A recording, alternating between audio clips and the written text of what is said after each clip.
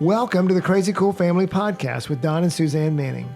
Parents, what if we could give you the power to transform your family into something absolutely amazing? A family where everyone is healthy, gets along, loves Jesus, and has great purpose in life. Hey, let us flip your thinking to unlock the power God has given you to create your own Crazy Cool family.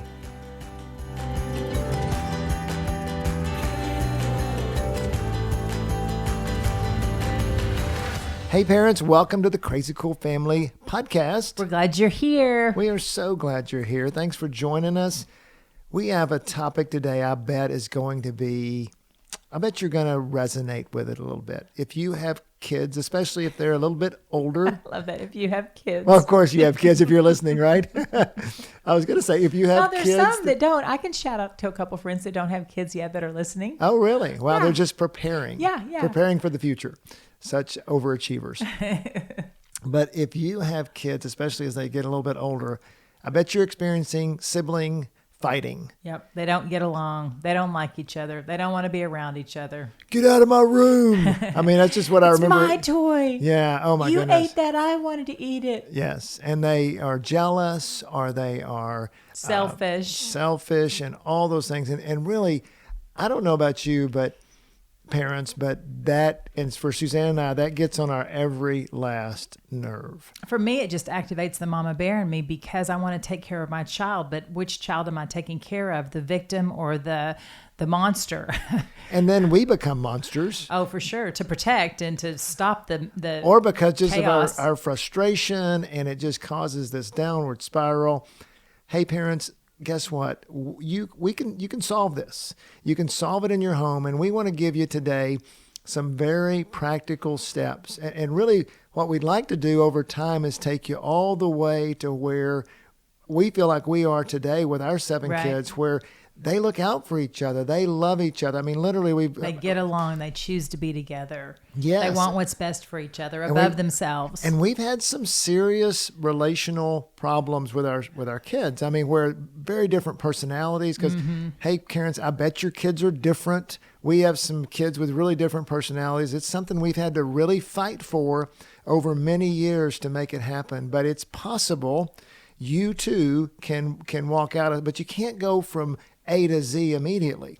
What you're dealing with right now is you've got kids that fight. Right. And there's issues there. And so what we're going to do, we're not going to we've got a whole video course on siblings as best friends, but that's not what we're going to talk about today. We actually have a free resource for you on our... To stop sibling fighting. Exactly, on our website. So Yeah. go check that out. But today we're just going to share a few ideas that you can implement today with the very next fight that's presented to you by your children. Yeah, and these are in our free resource as well as there's some other ones there.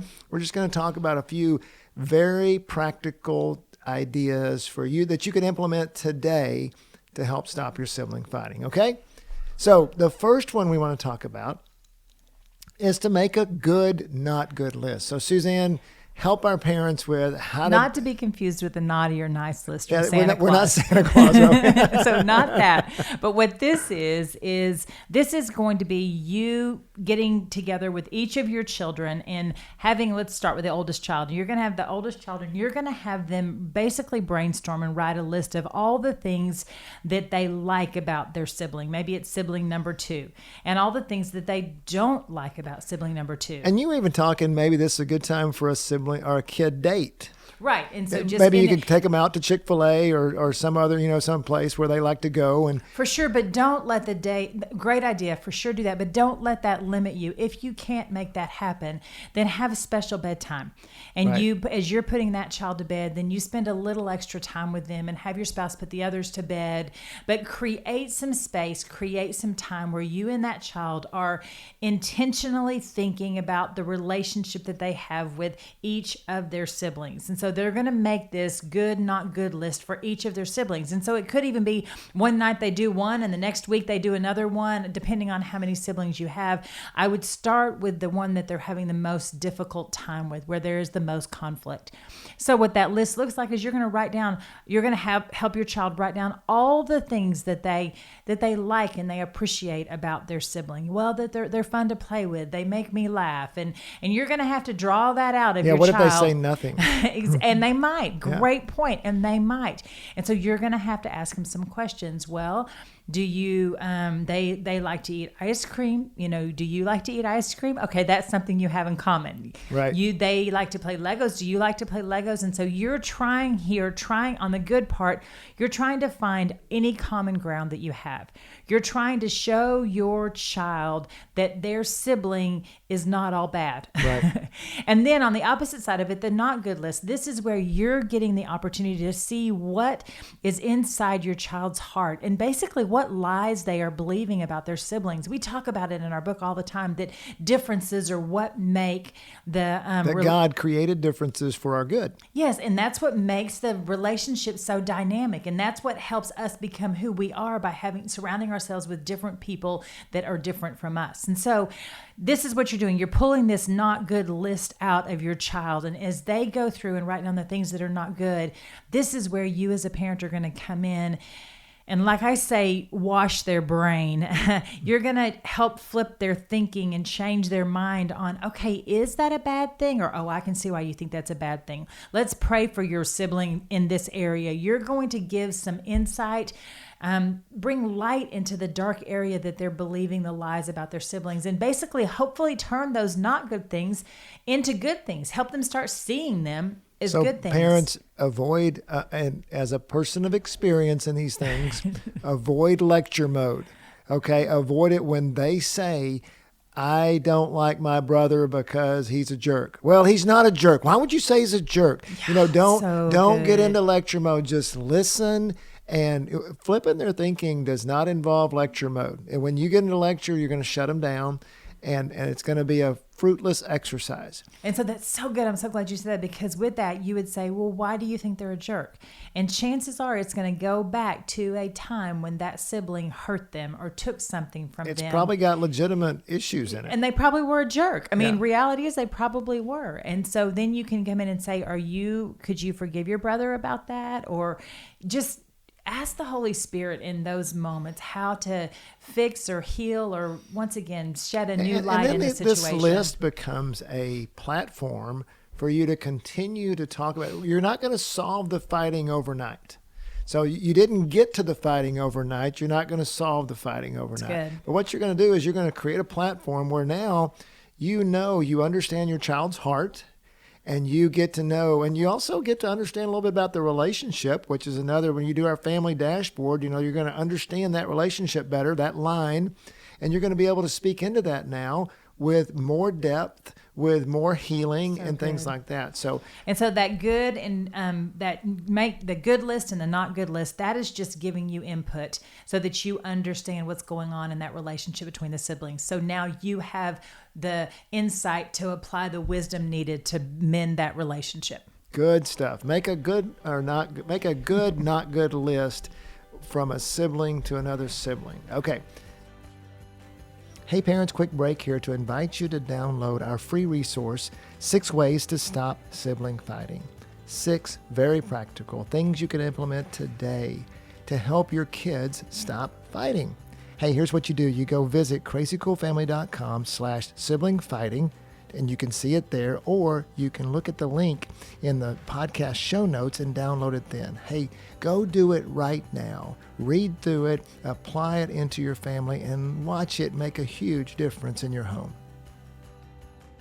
The second one we're going to talk about today is what we call have practice playtime. Practice playing with your kids. Get them to play together and practice playing together, right? Yeah, so you schedule that, even like we've even told parents before, to schedule playtime, schedule a play date with your children to play together and create a special snack or whatever needs to happen to make it special. But what you're doing now is just like you would practice with a sport or a musical instrument. You have to get in those repetitions of getting good at it. Well, siblings need to have repetition of getting good at playing together. And it's because our tendency is to, just like when we, in the good, not good list thing, we said the parents have a tendency just to blow up at the kids when they fight. Well, okay, we also have a tendency when kids don't get along, we want to keep them separate. Well, because it's easier for mom because she doesn't have to break up fights. Yes, and we don't have as much conflict and everything gets better, but supposedly, but what if we press into it? What if we say, it even says in our free resource, if you can't get along, it's obvious you need more practice. Right. So it tells them, and it's something you do in your home as a theme. When the kids fight, we're going to press in, and we're not going to let them get the reward of having to be separate, which they think is the reward too. Mm-hmm. We're going to put them together. And we're going to make so that when they do that, they know, man, I'm going to have to work this out. I don't get any choice. And you'll be amazed how they do. Eventually, they do start getting it worked out, don't they? Yes, and I would call it practice playtime. Oh, I can see that you guys aren't getting along.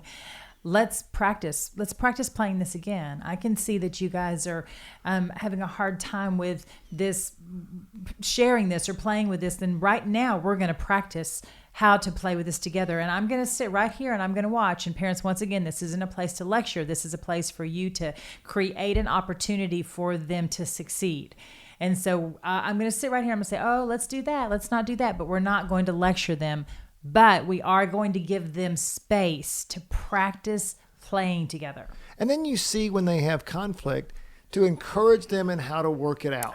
Yes. And again, not telling them what to do, but hey, what if you did this? And in that process, you're teaching them life skills. They're going to need to work conflict out the rest of their lives, and they get to practice with their siblings. And so, why not be a success at it? Yeah. So that's why we call it practice playtime. That seems like an odd term, but it really is a when they're not fighting, it's just regular playtime. That's right. But when they're fighting, it becomes practice playtime. That's right. And what happens over time as you start to encourage that, you'll be amazed how over time, all of a sudden you'll be like, my kids are playing together. Mm-hmm. My kids I didn't tell them to do it, but they're doing it, and because and even then, with parents, there's another kind of corollary to this is we think as in society that it's better to put our kids with their peers all the time. We say, oh, they need to be with their peers, and but in reality, whole school system's based on peer education. And it is good for kids to have peer friends, no doubt. Kids their own age, that's good.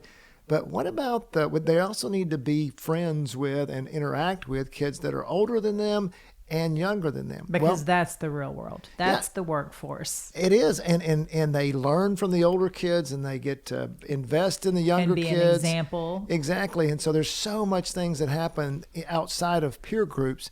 Well, where's the best place for that to happen? It's in the family. Now, we when we had our kids growing up, we also had other families. And so they were around other older kids and even around adults and things, so that it was very interactive. So as you practice playtime, it's also good to put them with different kids of different ages, hopefully within your family. Like maybe the youngest sibling and the oldest sibling, and let them play together. Yeah, and we've seen so much benefit in that. It's not easy, because you got to be patient, and you can just see yourself sitting in that room and going, I could be doing 100 other things, but what's more valuable than having your kids be really good friends? Well, and if you invest on the front end, then you're going to have payoff on the back end. Yeah, and that's where we are today, is that, we don't have it, and it's just going. You're like, well, of course they're getting along. That's what happens. But it starts with practicing playtime.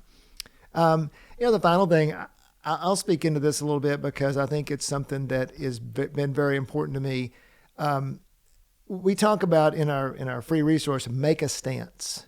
And what that means is that there are certain things, parents, that are unacceptable in your home. And you need to decide what those are. For me, one of the big deals was lying. There was no way if the kids knew if they lied. Another one being if they ever yelled at mom. If they ever yelled at mom, there was going to be a price to pay for that, because that's just something that didn't happen in our home. I don't care. Mom can yell, but they couldn't, And she did. But one of those to me is also sibling fighting. And we learned this at a very young in our marriage, young in our parenting journey, that hey, sibling fighting was going to be unacceptable in our home. We decided that. We were influenced in that because, and we tell our kids a lot that because we value relationships at such a high level in our home, that fighting between siblings is unacceptable. It's not unacceptable to have conflict. it's unacceptable to fight and to be rude and to do the things like yelling and screaming and slamming doors and all those things that we're not going to make happen. Wouldn't you say that, Suzanne? Oh, yeah. And I would say that when our kids were little, they didn't hit each other. They didn't beat up on each other. And if they did yell and scream at each other, it was rare and it was a shock. And everybody was taken aback by it because it was so uncommon. Yeah, I mean, and whether that be, and again, our kids fought sometimes. They wrestled, they did things, like it's so funny now. Macy, who's our third daughter, used to just really beat up on the boys all the time, and because they were littler and she could. And she liked to wrestle and fight, and now they get back at her because she's still twice as big as she is now. and she still wants to fight them, and oh my goodness, she can't win at all. But that's not the type of fighting we're talking about. We're talking about the fighting where, it's rude and it's vindictive and things like that. And it's different too, parents. Here's one of the things to think about is every once in a while somebody's going to lose it. Okay? Those things can happen. We still correct it, but it's when it becomes a trend. And that's where we see parents all the time, just in this house. Our kids fight and yell and scream at each other all the time. We're like, okay, are you allowing that? Mm-hmm. Is that something that what do you do about that? Because if you just tell your sibling, or you're not your sibling, I keep saying that, but the kids, if you tell your kids, look, this is not acceptable and this is not going to happen anymore in our house. Do you understand? And there will be consequences for that. Then, I just think you're going to be so shocked, parents, when you draw the line in the sand and you say that, when you lay those parameters down to your kids. I'm sorry, we don't fight in our home. That's not how we interact with each other. That's not how we talk to each other. I mean, and we would take it into the future, and I would say, you're not going to talk to your spouse that way. You're not going to talk to your own kids that way. You're not going to talk to your boss or your roommates or teachers. There's nobody in your life you're going to talk to that way. So we're not going to practice talking to anybody now that way. And so we're going to figure out a different way to talk to them. We're going to use kindness, or we're going to use patience, or we're going to change our tone of voice, but we would draw the line in the sand and say, we're not going to do it. We're going to stop it. And then we would give them a way to communicate their frustration, their irritation. Because they're going to say, oh, but so-and-so did it first. And it's all their fault. And, I'm just a little, especially the little ones run and they're just bigger than me. Great. It's not just stop it. I'm so glad you brought that up, because it's not just about stopping. It's giving them avenues. Well, can I come to me, if that's happening, or, we don't want to encourage tattling, but they can say, hey, you can share it with me. We'll go work it out. And we're teaching, because parents, with this, when you make a stance, the reason you make a stance is because you so value relationship in the home. Right. And it goes back to, we pursue relationship with everything. And when there is constant fighting and yelling between siblings, that is breaking down those relationships, and those relationships are key for the future. Yeah, and I just want to make one tiny little point too, that if the culture in your home is based on fighting, and maybe you and your spouse fight and you interact with your children through fighting, then it's going to be really hard to make a stance with your siblings to not fight with each other if that's the culture. And so we just encourage you right now to go ahead and say, okay, today we're going to change the culture in our home, and we're not going to have a fighting culture anymore. We are going to change the way we interact with each other, starting with the siblings, starting with how the mom talks to the kids, starting with how the dad talks to the mom, and just take back your house, create a peaceful house, take back your words. You guys, we believe in you. You can do it. We've seen it happen. I was a yelling mom. We've seen it happen, and so you can do it. You just she was a yelling mom, but I was too. That's what I meant to say with it's intention. Just be intentional. Just choose what you want to do, and then do it. I mean, that's the power of being in charge as the parent. Is we get to make the rules, and then we get to enforce them, and we get to follow them, and we get to exemplify them. And it's so cool. I mean, there's a lot of things cool about family. One of the coolest things is just to see your siblings getting along. And to see your, I keep saying siblings, but I mean, see your kids as siblings getting along, where, I mean, it's so fun to see that when they're looking out for each other, when you get away from the bad and into the good.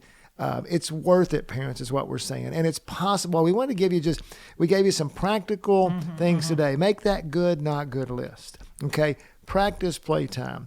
take a stance. Those are things you can do today to start the tide going the other way.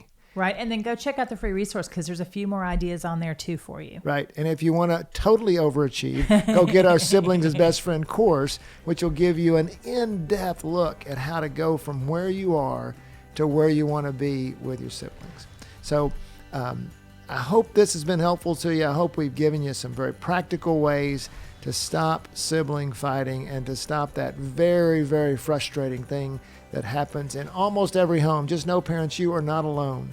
We hear from parents all the time, and sibling fighting is a huge deal. So don't think you're by yourself, but there's a lot of people out there with you. If you want to get the course or you want to get the free resource, go to our website. You'll see it there. crazycoolfamily.com. Go to crazycoolfamily.com. So as always, go be crazy, parents. crazycoolfamily.com.